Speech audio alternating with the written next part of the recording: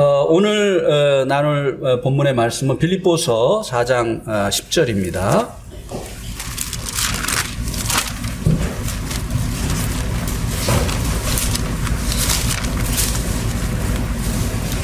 빌립보서 4장 10절에서 20절까지 말씀을 보도록 하겠습니다. 형제님들이 한 절, 자매님들이 한 절 이렇게 교독을 하시겠습니다. 시작. 내가 주 안에서 크게 기뻐함은 너희가 나를 생각하던 것이 이제 다시 싹시 남이니 너희가 또한 이를 위하여 생각은 하였으나 기회가 없었느니라.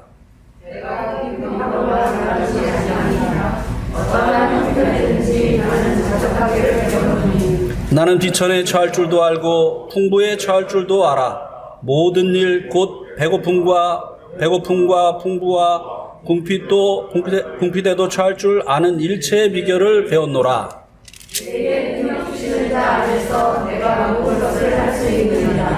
그러나 너희가 내 괴로움에 함께 참여했으니 잘하였도다. 빌립보 사람들아, 너희도 알거니와 모든 식구에 너희가 마게도냐를 떠날 때에 주고받는 내 일에 참여하는 교회가 너희에게 아무도 없었느니라. 데살로니카에 있을 때에도 너희가 한 번뿐 아니라 두 번이나 나의 쓸 것을 보내었도다. 내가 선물을 구함이 아니요 오직 너희에게 유익하고 풍성한 일을 구하리라. 내게는 모든 것이 있고 또 풍부한지라 에바브로디도 편에 너희가 준 것을 받음으로 내가 풍족하니 이는 받으실 만한 향기로운 제물이요 하나님을 기쁘시게 한 것이라. 하나님이 그리스도 예수 안에서 영광 가운데 그 풍성한 예로 너희의 모든 것을 채우시리라. 하나님 곧 우리 아버지께 세세무궁토록 영광을 돌릴지어다. 아멘. 예. 오늘 이제 빌립보서의 마지막 부분입니다. 그 다음에 21절부터 23절이 남아 있습니다만 인사말이기 때문에 오늘 말씀을 마지막으로 빌립보서를 이제 끝마치려고 합니다. 오늘 말씀을 살펴보면 사도 바울이 자신을 위해서 빌립보 성도들이 연보를 했었던 것에 대해서 감사하는 내용이 있습니다. 그리고 또 이와 더불어서 연보가 무엇이냐에 대해서 연보에 대한 교훈을 주고 있는 것을 발견할 수가 있습니다. 10절에서 13절 말씀에는 이 빌립보 성도들이 주와 복음을 위해서 고군분투하던 바울에게 이 연보를 통해서 큰 기쁨을 주었던 것에 대해서 말씀을 해주고 있습니다. 감사하는 것이죠.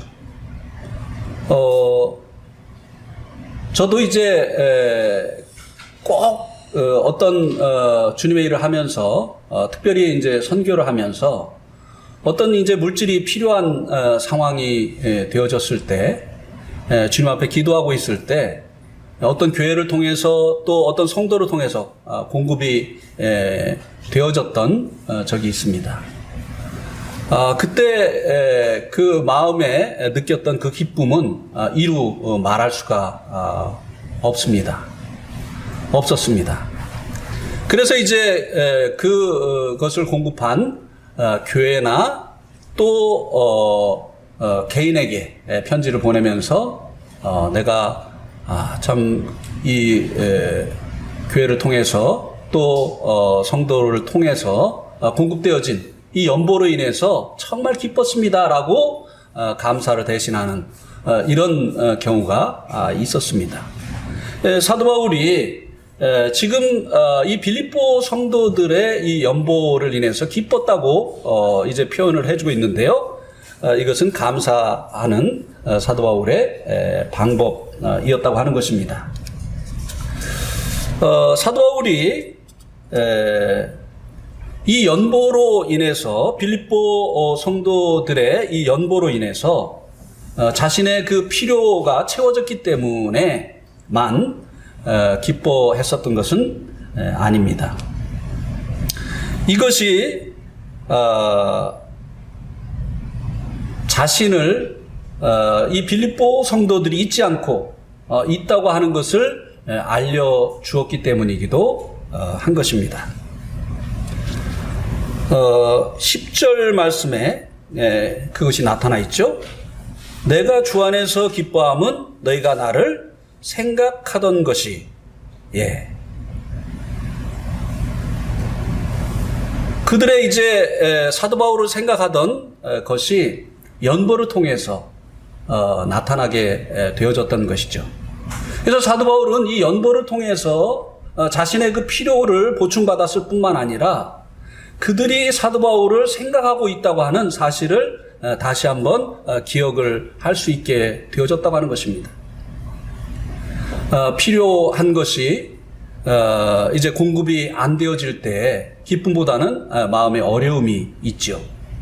그래서 필요한 것이 공급되어질 때 그것으로 인해서 마음의 기쁨이 찾아옵니다. 그러나 이 연보를 통해서 더 큰 기쁨을 얻게 되어지는 것은 성도들의 그 마음을 전달을 받는 것입니다. 그들의 마음속에 내가 있구나. 그들이 나를 기억하고 있구나. 라고 하는 이와 같은 사실을 기억하면서 이제 이 연보가 그 연보를 받은 일꾼에게 기쁨을 주게 되어지는 것을 이 말씀이 우리들에게 말씀해 주고 있습니다. 사실요, 우리가 이제 그런 말 많이 하잖아요. 내 마음 모르냐고. 모릅니다. 어떻게 우리가 마음을 알아요? 내 마음을 그렇게 모르냐고. 몰라요. 어떻게 알아요, 우리가 마음을? 사도 바울도 이 빌립보 성도들의 이 마음이 연보를 통해서 전달되지 않고 있는 동안에 여러 가지 생각을 했을 것입니다. 그들이 나를 잊었는가? 그러나 이제 그들이 사도 바울을 위해서 연보를 다시 하게 되어지는 이 일을 통해서 그들의 마음속에 여전히 내가 있구나. 그들이 나를 생각하고 있구나 하는 것을 이 연보를 통해서 알게 되어지고 그것이 기쁨이 되어졌다고 하는 것입니다. 내 마음 그렇게 모르느냐고요? 모릅니다. 몰라요. 무슨 생각을 하고 있는지 안 하고 있는지 모릅니다. 그래서 우리의 생각을 말로 때로는 어떤 행동으로 우리가 표현을 해야 될 그와 같은 필요가 있다고 하는 것입니다. 특별히 이 선교지에서 정말 이 고군분투하고 있는 이 선교사들에게 우리가 서신을 통해서 때로는 그의 필요를 채우는 연보를 통해서 우리의 마음을 전해줘야만 한다고 하는 것입니다. 우리가 요르단에 있는 이브라임 형제님, 니나 자매님, 요셉 형제, 또 누구죠? 라미 형제님.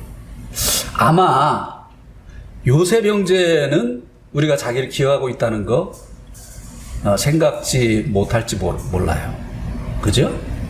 이브라임 형제님은 서신도 주고받고 이렇게 하기 때문에 늘 보고 싶다고 하고 이렇게 하지만 연락이 되어지지 않고 있는 요셉 형제님이나 라미 형제님 같은 경우는 내동교회 성도들이 요셉 형제님이나 이 라미 형제님을 기억하고 있다고 하는 것을 생각을 아마 못하고 있을 것입니다.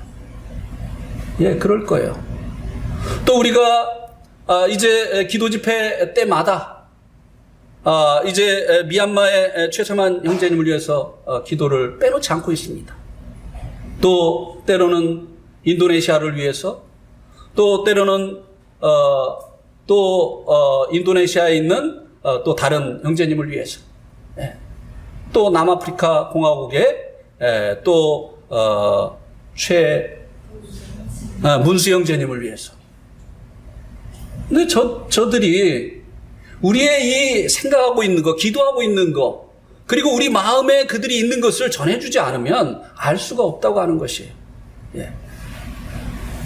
우리가 이제 이 빌립보 성도들의 이 연보를 통해서 사도 바울의 마음속에 그것이 이제 기쁨이 되어졌던 이 사실을 통해서 우리들의 마음을 표현하는 것, 알게 해주는 것, 이것이 이제 우리에게는 필요하다고 하는 것입니다. 사실 이거는요, 우리의 마음을 아시는 하나님께도 마찬가지예요. 그죠? 네.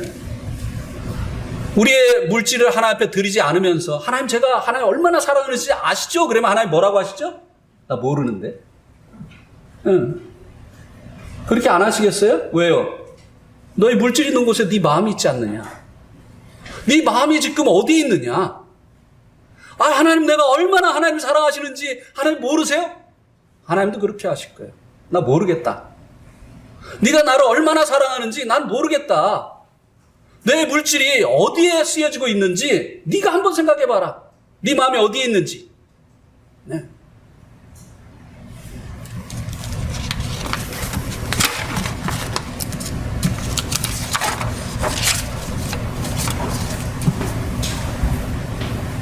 이 사도 바울은 이 빌립보 성도들의 반복해서 말씀을 드립니다만 이 연보를 통해서 그가 외롭게 복음의 현장에서 복음을 전하고 있지만 혼자가 아니구나 하는 것을 알게 되어진 것입니다.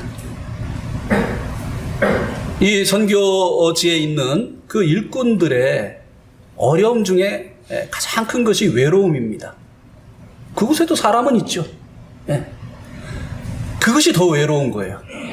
아주 광야에서 사람이 없기 때문에 외로운 것은 포기할 수도 있는데, 사람이 많이 있는데 그들과 이제 교통이 되어지지 아니하고, 그래서 이제 혼자 있는 것 같은, 말이 통하지 않고 생각이 다르기 때문에 이제 마음이 교통이 되지 않는 이런 상황 속에서 느끼는 이 외로움은 더 크다고 하는 것입니다. 그런데 이 빌립보 성도들이 그를 혼자가 아닙니다. 우리가 있습니다. 우리의 마음속에 당신이 있습니다. 우리가 당신을 위해서 기도하고 있습니다. 우리의 마음을 이것을 통해서 전달을 합니다. 이렇게 했기 때문에 그가 이제 그 마음속에 있는 외로움을 이 성도들의 위로를 통해서 위로를 받을 수가 있었다고 하는 것입니다. 특별히 이 선교지에 있는 이 선교사들은요, 일단은 언어가 안 통하잖아요. 그죠? 선교 이 초창기 때요, 정말 답답합니다. 뭐 말을 하는데 알아들을 수가 있나요? 내가 하고 싶은 말을 할 수가 있나요? 처음에 이제 선교지에 가가지고 이제 언어를 배우면 안 잊어버리려고 시장으로 갑니다. 그래가지고 그 옷감을 파는 그 집에 가면은 굉장히 좋아요. 제가 외국 사람이니까. 그럼 거기서 이제 그날 배운 거 다 써먹는 거예요. 나마스테, 꺼띠오, 몽고처, 깜거르노스. 나마스테는 인사.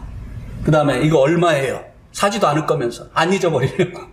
이거 얼마예요? 그러면 얼마라고 하는데 얼마인지 못 알아듣죠. 무조건 그 다음에는 비싸요. 먼 것처럼 이렇게 하고. 그 다음에 뭐라고 막 하죠. 그러면은 껌 깎아주세요. 그래서 처음에 정말 재미난 일들이 많이 있었어요. 과일을 사러 갔는데 몽고래. 망고. 망고를 사러 갔는데 이제 한국 사람을 통해서 이 망고가 1kg에 50원 한다고 했나요? 50원? 25루피 한다고 하는 얘기를 듣고 갔어요. 네. 근데 네팔말로 25가 뻗지 쓰고 그 다음에 50이 뻗짜스예요. 너무 비슷하죠. 그러니 이 언어를 배우던 초창기에 이게 얼마나 헷갈렸겠습니까? 그래가지고 이제 망고를 사러 가가지고 이 망고 1kg에 껐디요? 100kg 막 껐디요? 이렇게 이제 물어봤어요. 얼마예요? 그러니까 이 사람이 뻐찌스라고 한 거예요. 25라고 한 거예요. 근데 제가 뻐짜스로 알아들은 거예요. 50이라고 알아들은 거예요. 그래가지고 어휴, 나 외국 사람이니까 사기치는구나. 그래가지고 막 그냥 먼 거 쳐.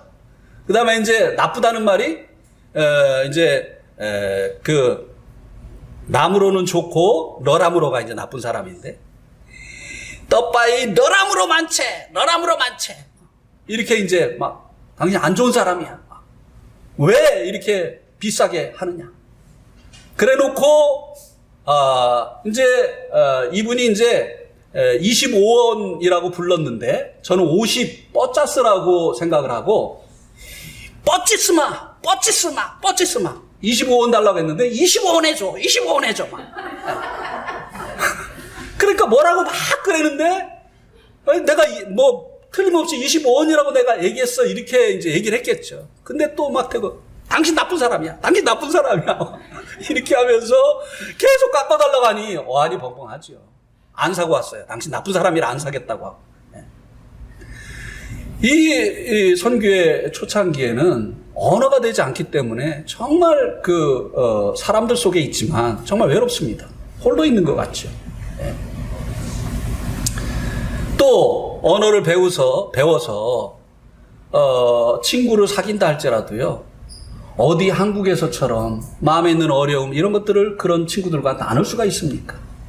우리가 마음에 어려움이 있을 때 그 어려움을 해결을 하지 못해도 그 어려움을 누군가와 나누면 그 어려움이 해소되어지는 경우가 있지 않습니까?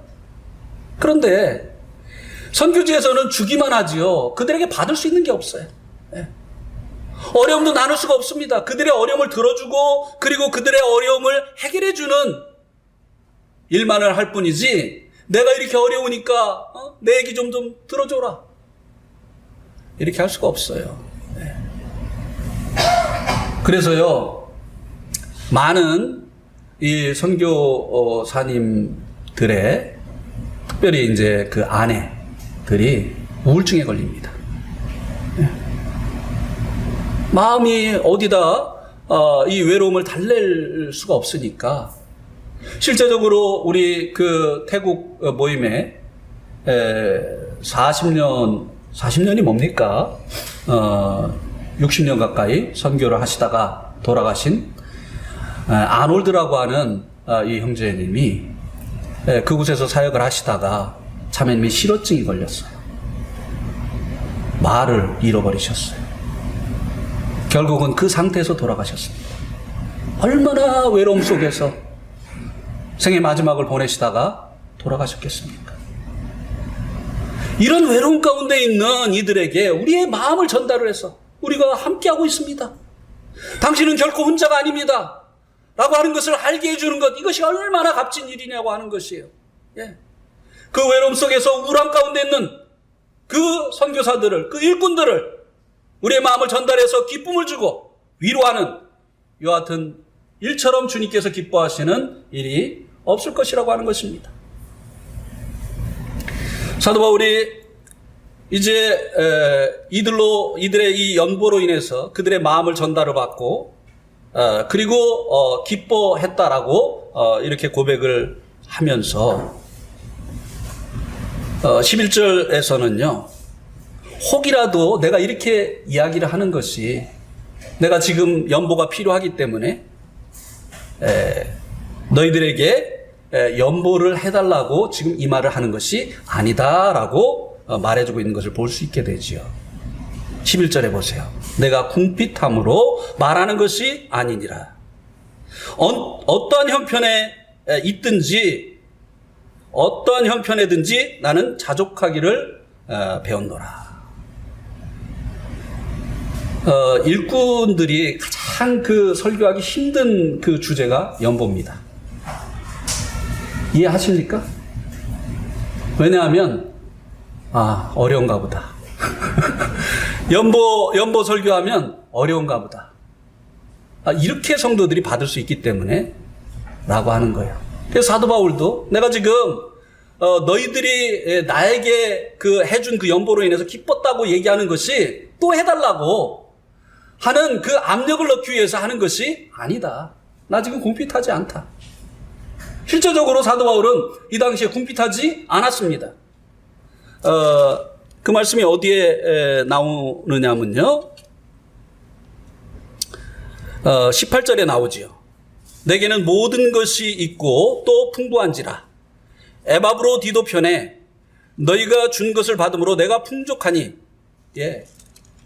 이 빌립보 성도들이 사도 바울이 감옥에 갇혀 있다고 하는 소식을 듣고 헌금을 해서 그 교회의 사역자인 에바브로디도를 통해서 그 헌금을 사도 바울에게 전달을 했던 거예요. 그래서 그것으로 인해서 지금은 필요보다 더 많은 이제 물질이 있는 상태라고 하는 것입니다. 사실 이럴 때 담대하게 연보에 대해서 가르칠 수 있죠. 자기가 궁핍할 때는요, 연보에 대해서 가르치기가 힘들어요. 왜냐하면 스스로가 내가 어려우니까 도움을 받고자 하는 이런 마음이 생길 수가 있기 때문에 그렇죠. 네. 사도 바울이 이제 자신이 어떠한 형편에든지 나는 자족하기를 배웠다라고 이제 고백을 해주고 있는데요. 이 어떠한 형편은 비천한 형편, 또 풍부한 형편, 또 배부름, 그리고 배고픔, 이런 그 형편에 대처하는 그런 비결을 배웠다고 하는 것입니다. 풍부한 가운데도 이제 처할 줄 알게 되어졌고, 궁핍함 가운데도 처할 줄 알게 되어지는 일체의 비결을 배웠다라고 말씀해 주고 있습니다. 이 말은 무슨 말입니까? 배고프고 어려워도요, 사람에게 그것을 얘기해서 사람에게 도움받지 않는 비결을 배웠다는 것입니다. 네. 굶더라도 이제 배고픔이 지속되더라도 그것을 사람에게 얘기하고 사람을 통해서 해결하지 않는 이런 비결을 배웠다고 하는 것입니다. 네. 사도 바울의 그 사역하는 그 시간들 가운데 얼마나 이 배고픔과 굶주림이 많이 있었다고 고백을 해주고 있습니까? 꾸며낸 얘기가 아닙니다. 우리 한번 고린도 후서 11장을 한번 보시겠습니까? 고린도 후서 11장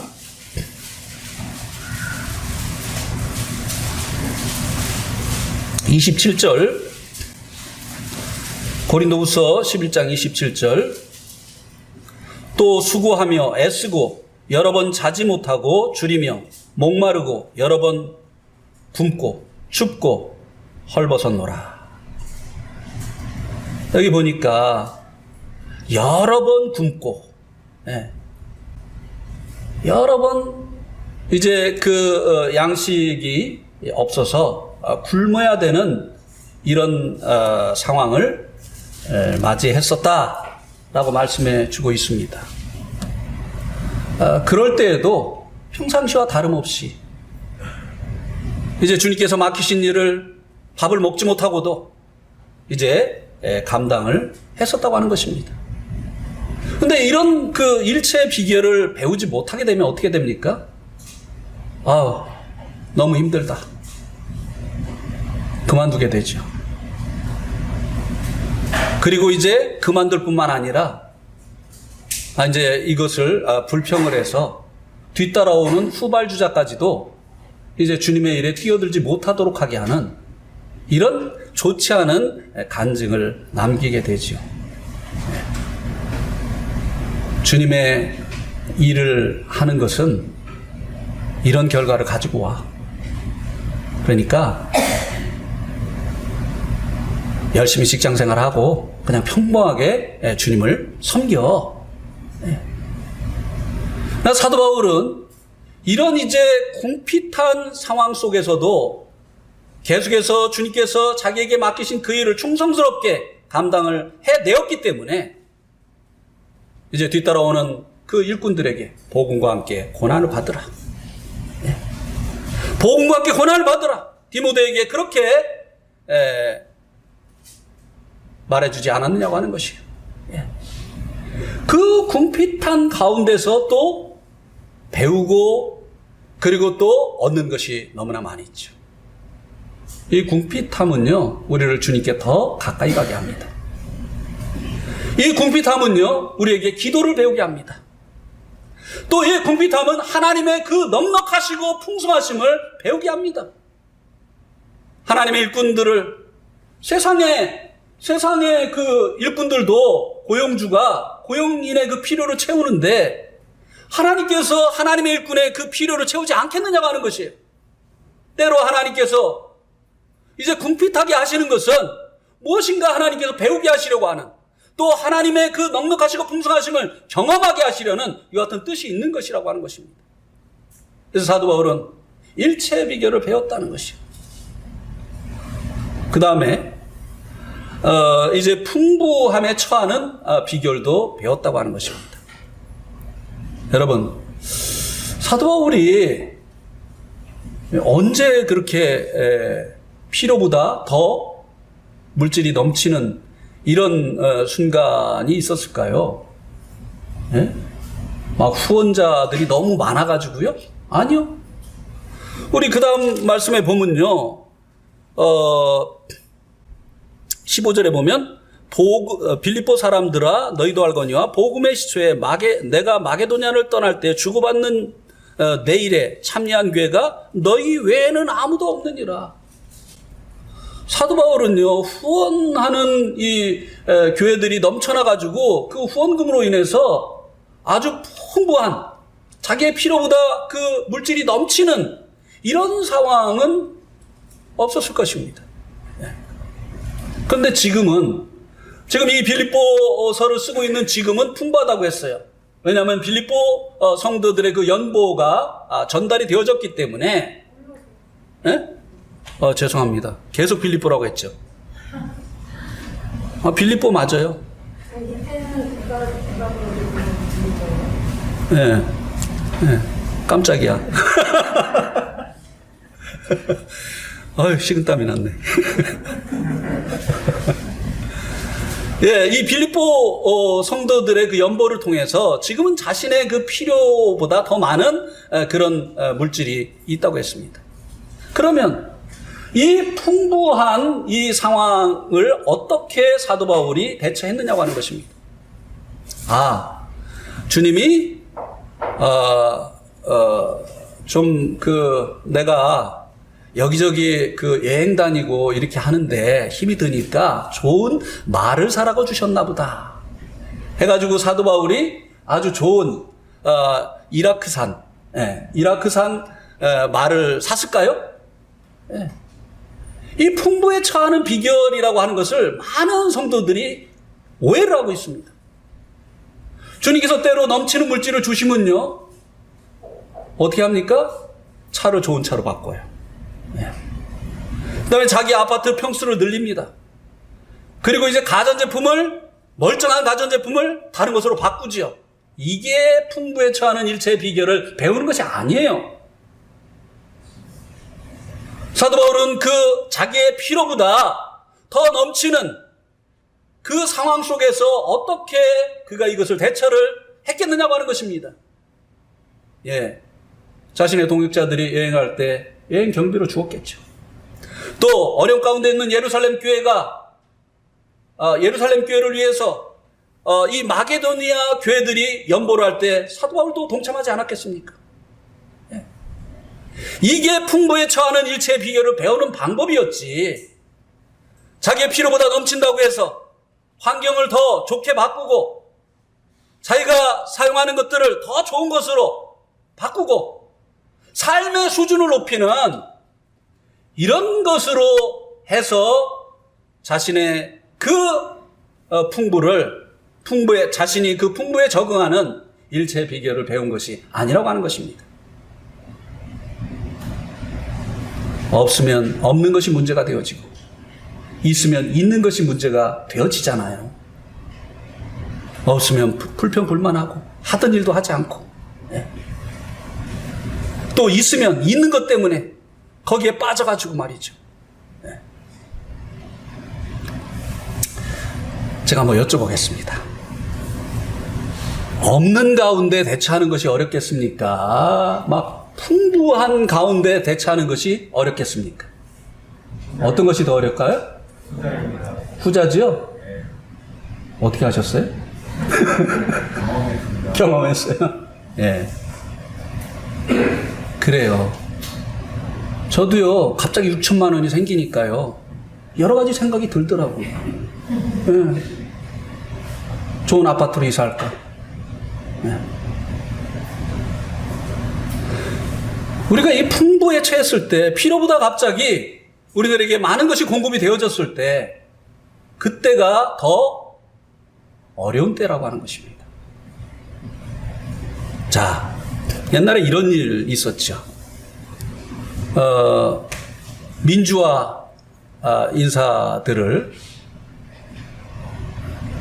이제 너의 배우를 밝혀라. 이렇게 하면서 막 이 고문을 할 때 대답을 안 하니까 배우가 있는 것 같은데, 북한에서 지령을 받은 것 같은데, 그냥 대답을 안 하니까 막 고문을 했잖아요. 물고문도 하고 고춧가루도 막 그냥 막 막 여러 가지 그냥 막 어깨를 뺐다가 집어넣었다가 막 이렇게 하면서 고문을 하는 거예요. 근데도 버티는 거예요. 이 또한 지나가리라. 이러면서 이제 버티는 거예요. 근데 이렇게 고통을 주는 고문은요, 지나가는 이 사람들이 많은데 이렇게 하면 못 견딘대요. 어느 날 그렇게 고통을 주다가요, 고급 호텔에다가 이 사람을 이제 묵게 한답니다. 최고의 음식을 주고 제일 편안한 삶을 한 일주일 정도 보내도록 한다는 겁니다. 그리고 다시 고문실로 끌고 오는 거예요. 그러면요, 견디지 못한다는 거예요. 사단이요, 우리들에게 어려움을 주어서, 배고픔을 주어서 우리들을 넘어뜨리려고 하지만, 이것은 대부분의 일꾼들이 주님을 의지해서 오히려 주님을 경험하는 기회로 삼는다고 하는 것입니다. 그런데 사단이 우리들의 필요보다 이제 넘치도록 하실 때 많은 하나님의 사람들이 넘어지더라고 하는 것입니다. 정말이에요. 예. 이 풍부에 처하는 이 비결을 배우는 거, 이건 쉬운 일이 아니라는 거예요.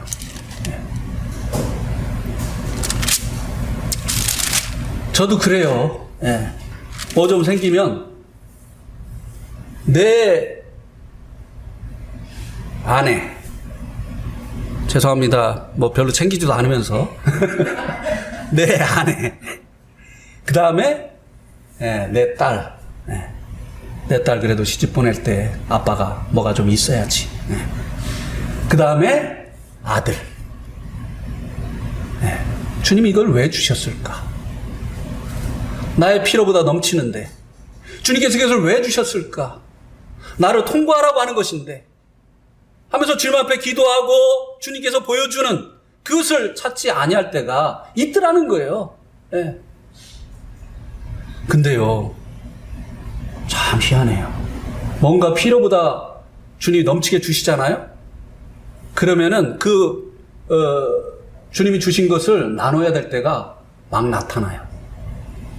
그럼 그때 어떻게 하죠? 눈을 감아요.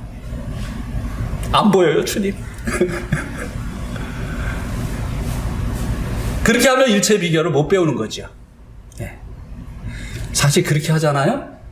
그러면요, 주님께서 사실은 어떤 면에서 테스트 하시는 거거든요.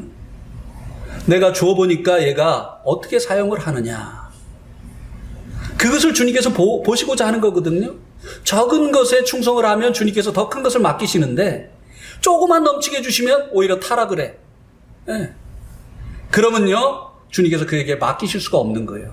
요만큼 줘도 이 사람이 이렇게 되는데 더 주면 어떻게 되겠는가. 그러나 주님께서 맡기신 일을 청지기의 마음을 가지고 주님께서 원하시는 일에 잘 배분을 하면 주님께서 더 맡기시는 것이에요. 사도 바울은 평생 가죽옷 하나 가지고 살았습니다. 그죠? 겨울에 가죽옷 하나. 그것도 마지막에 디모데에게 물려주고 싶어가지고 내게 올 때 그것을 가지고 오라고 했어요. 자기가 입으려고 하는 것이 아니라 이제 그가 이 세상을 떠날 날이 다가온 것을 알고 자기의 그 전 재산, 그 가죽옷을 디모데에게 가지고 오라고 했습니다. 왜요? 디모데도 그렇게 사니까. 디모데에게 그거 유산으로 영적인 아비로서 그거 물려주고 가고 싶었던 것이. 이게 사도 바울이 일체의 비결을 배웠다고 한 그 고백의 내용입니다. 14절에서 15절에서는 이 연보가 무엇인가를 말씀해 주고 있는데요. 14절에 보면 너희가 내 괴로움에 함께 참여하였으니 잘하였도다. 사도 바울이 이 괴로움은 사도 바울이 이제 감옥에 갇힌 일을 말해주고 있는 것이죠. 이 괴로움에 참여했다고 하는 것은 감옥에 갇힌 이 사도 바울의 그 필요를 빌립보 성도들이 헌금을 해서 공급을 한 것을 이야기를 하는 것입니다. 연보가 무엇이냐? 일꾼들과 동역하는 방법이라고 하는 것입니다. 일꾼들과 동역하는 방법이 많이 있죠. 그죠? 기도해 주는 거. 또 이제 그에게 영적인 또 교제를 해 주는 거. 여러 가지 일꾼들과 동역하는 또 일을 나누어 갖는 거. 내가 이 일을 맡아주면 일꾼이 더 기도하고 그리고 또 말씀을 전하는 일에 전무할 수 있겠구나 하면서 이제 일꾼의 일을 떼어서 맡아주는 것. 여러 가지 그 동역하는 것이 있죠. 그 동역 중에 하나가 무엇이라고 말씀해 주고 있습니까? 예, 그 일꾼의 필요를 채우는 것입니다.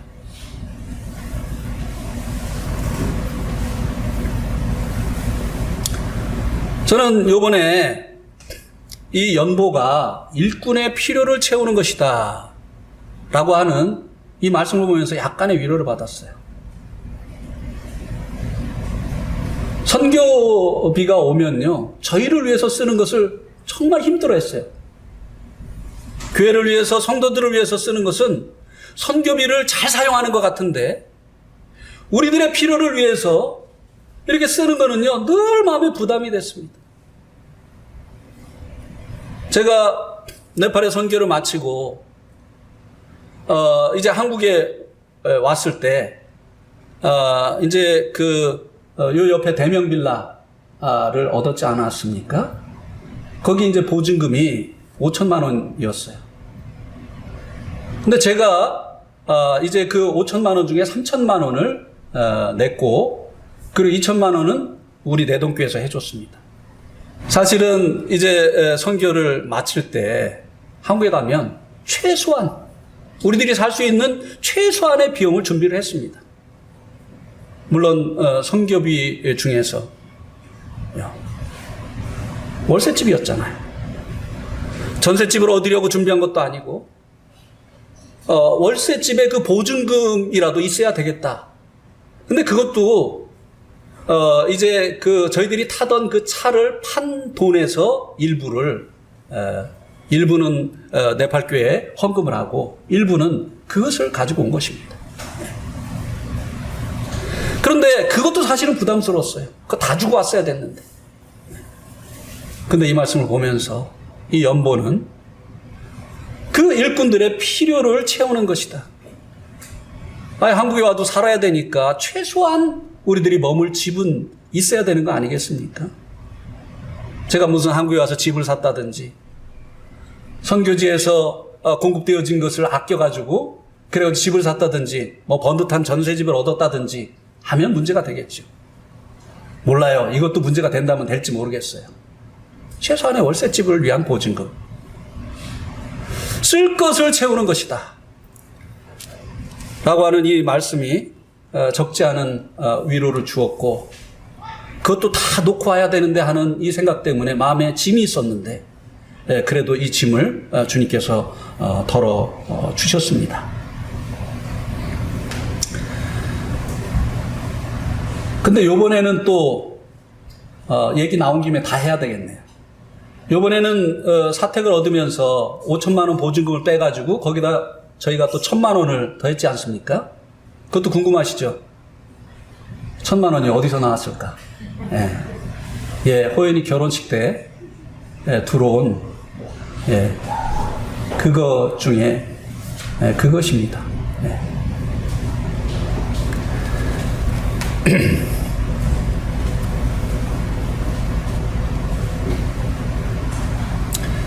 그래서 이제 16절에서 보면 구체적으로 이렇게 말씀해주고 있죠. 데살로니가에 있을 때에도 너희가 한 번뿐 아니라 2번이나 무엇을 내게 보냈다고요?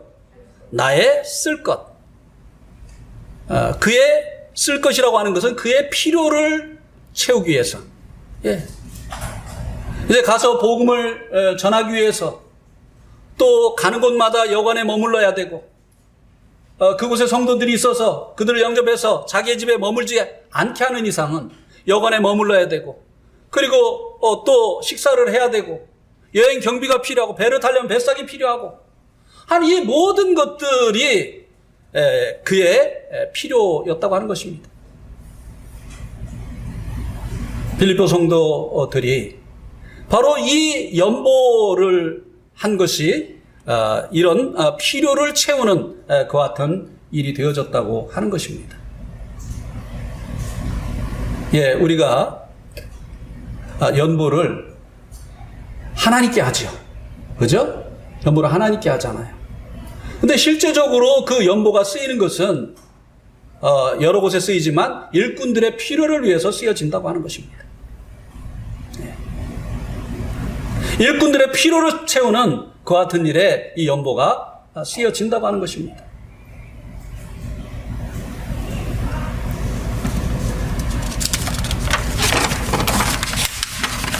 그 다음에 17절에서는 이 연보가 무엇인가를 말씀해 주고 있느냐면요, 내가 선물을 구함이 아니요 오직 너희에게 유익하도록 풍성한 열매를 구함이라.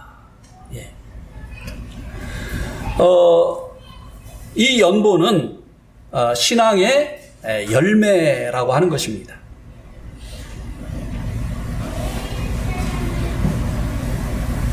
나무가 열매를 맺지 않는 것처럼 그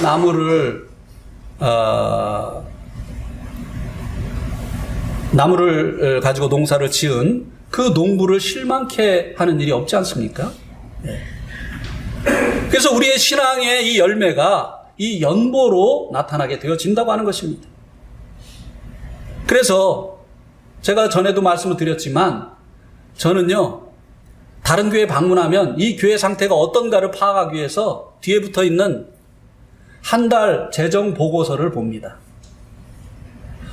깨달음이 아주 그냥 깊고 성도의 교제가 좋고, 그런데 연보를 보면요, 그들의 신앙에 그 열매가 나타나요. 그들의 신앙의 상태가 어떤지 이 재정 헌금을 한 것을 보면 나타난다고 하는 것입니다. 제가 전에도 말씀드렸죠. 교회의 규모는 내동교회하고 비슷한데 어떤 교회 가보니까요, 내동교회 3분의 1도 안 되게 연보가 나오더라고요. 열매가 맺혀지지 않는 이 나무, 얼마나 그 농부를 실망스럽게 하는 것이냐고 하는 것이에요. 우리의 신앙의 열매가 이 연보를 통해서 나타나게 되어진다고 하는 것입니다. 마태복음 21장 19절에 보면 주님께서 무화과 나무에서 무화과를 얻으려고 갔는데 잎만 무성하고 열매가 하나도 없지 않았습니까? 얼마나 주님을 실망시켜드렸습니까? 무화과 나무는 잎과 함께 열매가 맺히는 것인데 왜 잎은 냈는데 열매는 안 낸 것이? 신앙의 연수만을 자랑하고 이제 헌금 생활을 하지 않는 이런 성도들, 신앙이 잘한 것이 아니에요. 그 사람의 이 신앙의 그 성숙도를 보는 방법 중에 하나가 그의 연보 생활입니다. 그렇습니까? 안 그렇습니까? 네. 그렇습니다. 이 연보는 신앙의 열매라고 하는 것입니다. 우리 이제 일꾼들이 우리 교회는 오래된 교회야. 어느 지역에서 제일 먼저 생긴 교회야. 그런 자랑에서 소용없다고 하는 것입니다. 그거는 무화과의 나뭇잎만 자랑하는 거예요. 무화과가 공급해 주어야 될 것은 나뭇잎이 아니라 무화과 열매라고 하는 것입니다. 어떤 분이 내동교회를 방문하셔서 저에게 여쭤보시더라고요. 내동교회 한 달에 헌금이 얼마나 나와? 물어보시더라고요. 그래서 이 코로나 전국 속에서도 또 내동교회 성도 수에 비해서도 교회 규모에 비해서도 내동교회는 헌금이 많이 나옵니다. 이 부분에 대해서 주님께 참 감사가 됩니다. 이렇게 말씀을 드렸어요. 그래요. 우리 이 내동교회는 이 연보를 통해서 신앙의 열매가 잘 맺혀지고 있습니다. 제가 참 깜짝 놀랐어요. 왜냐하면 지금 이 코로나 때문에 성도들이 다 참석을 못 하잖아요. 그런데 여러분이 월말마다 그 재정 보고하는 것을 보지 않습니까? 코로나 있기 전하고 코로나 있은 다음에 변화가 있습니까? 없어요. 놀랍죠. 그래 안 그래요, 임성진? 줄어들었어요? 안 줄어들었어요. 얼마나 이것이 감사의 제목이 되어지는지 모릅니다. 그리고 이 내동교회에서 우리 내동교회에서 한 달에 선교비가 얼마가 지금 지출이 되고 있는 줄 아십니까? 선교사님들에게 그 재정 보고에 나오는 것은 60만 원이에요. 그런데 이제 드러나지 않게 하는 이 선교비까지 합치면 한 달에 100여만 원입니다. 한 달에 100여만 원이 선교비로 보내지고 있습니다. 또 내동교회 이웅순 형제님이 관리하시는 네팔 아난더 서마즈를 위한 이 헌금까지 합친다면요, 한 달에 그 통장과 내동교회 재정을 통해서 공급되어지는 이 선교비가요 300여만 원이 지출이 되고 있습니다.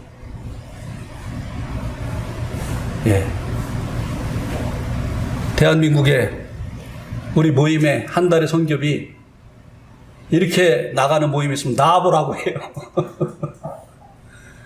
참 이 부분은 참 자랑스러워요. 열매가 풍성하게 맺게 하시는 주님께 감사를 드리고요. 정말 이렇게 신앙의 열매를 연도를 통해서 맺고 계신 형제 자매님들이 정말 자랑스럽습니다.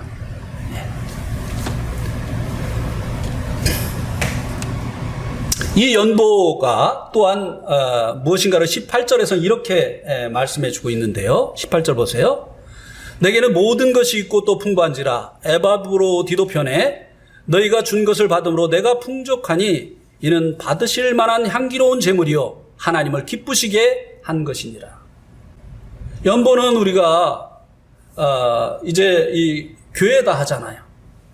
근데 이 연보가 하나님께서 받으실 만한 향기로운 제물이라고 하는 것입니다. 우리가 교회에 하는 이 연보를 하나님께서는 당신에게 드리는 향기로운 제물로 인정을 하신다고 하는 것입니다. 그래서 이 조엣이라고 하는 분이 이렇게 쓴 것을 제가 옮겨보도록 하겠습니다. 연보에 대해서요. 거지를 돕는 줄 알았는데 왕을 도왔고 우리 재물의 향기가 우리 이웃에 머물러 있는 줄 알았는데 향기의 물결이 온 우주를 넘어 하나님께 이르렀다. 바울을 돕는다고 생각을 했는데 우리 예수님을 도운 것이다. 예, 연보는 이런 것입니다. 예. 그래서 19절에서는 이 연보가 교회하지만 하나님께 드리는 것이기 때문에 이 연보에 대해서 보상을 해주시는 것도 하나님께서 해주신다고 하는 것입니다. 19절에 보세요. 나의 하나님 그리스도 예수 안에서 영광 가운데 그 풍성한 대로 너희 모든 쓸 것을 채우시리라. 예, 우리가 연보를 교회하지만 이 연보에 대해서 보상해 주시는 분이 교회가 아니라 하나님이시라고 하는 것입니다. 그런데 하나님께서 우리를 보상해 주시는데요, 그리스도 예수 안에서 영광 가운데 그 풍성한 대로, 하나님의 보상은 풍성하다고 하는 것입니다. 우리가 하나님께 드린 것에 비한다고 한다면 하나님께서 이 연보를 인해서 우리에게 보상해 주시는 것은 비교할 수 없는 그런 풍성한 것으로 하나님께서 보상을 해 주신다고 하는 것입니다. 그러니까 이 말을 또 오해하시면 안 돼요. 부자 되려면 연보를 많이 해야 되겠구나. 주식 투자하지 말고 헌금 많이 하면 주식보다 더 풍성해지는구나. 그거는 아니에요. 그건 아닙니다. 네, 아까 말씀드린 것처럼 우리가 청지기로서 우리가 물질을 이제 교회에게 드리고 일꾼들을 위해서 공급하고 가난한 성도들을 돕고 구제하고 이렇게 하면 하나님께서 그 일을 더 할 수 있도록 우리에게 더 맡기신다는 의미입니다. 우리의 생활을 더 부자가 되게 하고 넉넉하게 하고 이렇게 한다고 하는 그런 의미가 아니에요. 그렇게 사용하는 사람에게는 주님께서 더 공급해 주시지 않아요. 우리가 주님께 드린 이 연보를 하나님께서 향기로운 제물로 받으시기 때문에 그 드린 것에 대한 보상도 하나님께서 풍성하게 해주시는데 그것은 우리의 그 생활을 넉넉하게 해주기 위해서 그렇게 하시는 것이 아니라고 하는 것입니다. 우리의 영적인 삶이 더 풍요로워지도록, 우리의 이 청지기 직분이 더 커지도록 하시는 이와 같은 일로 우리들에게 보상을 해 주신다고 하는 것입니다. 그래서 이 연보는 결코 우리의 것을 잃어버리는 것이 아니라고 하는 것입니다. 아멘? 더 얻는 것입니다. 예. 하나님의 일꾼들을 이제 위로하고 기쁨 가운데서 그 일을 할 수 있도록 하게 하는 것이기도 하다고 하는 것입니다. 예, 오늘 말씀 여기까지 드리도록 하겠습니다.